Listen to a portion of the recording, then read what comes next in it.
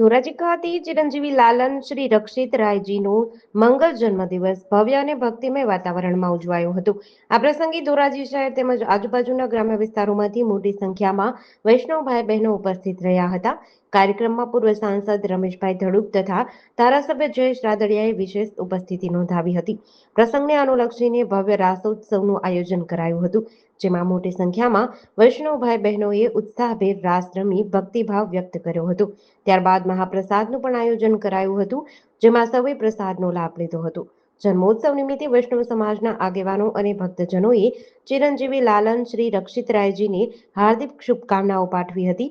આ અવસરે પૂર્વ સાંસદ રમેશભાઈ ધડુક દ્વારા હવેલીના વિકાસ માટે ₹21 લાખનું દાન અર્પણ કર્યું હતું.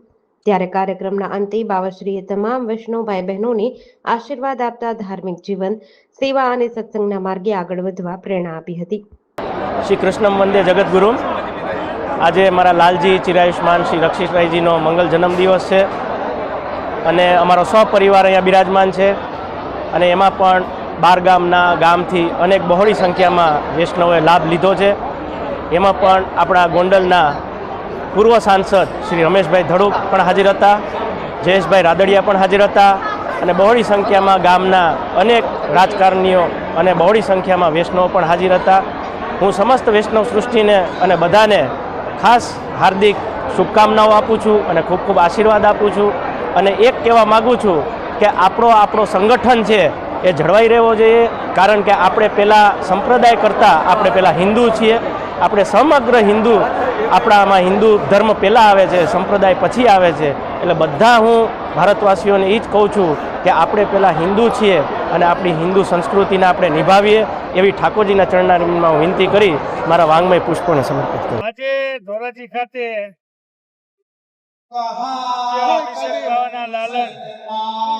રક્ષિત બાવાનો જન્મદિવસ હોય તો જન્મદિવસ નિમિત્તે આજે રાસનું અને કીર્તનનું ખૂબ મોટું આયોજન કરવામાં આવ્યું હતું અને સાથોસાથ બધા મોટી સંખ્યામાં લોકો આવ્યા હતા અને રક્ષિત બાવાને જન્મદિવસની ખૂબ ખૂબ શુભકામના પાઠવી અને એક નવી હવેલી બનાવવાની પણ આજે વાત કરવામાં આવી.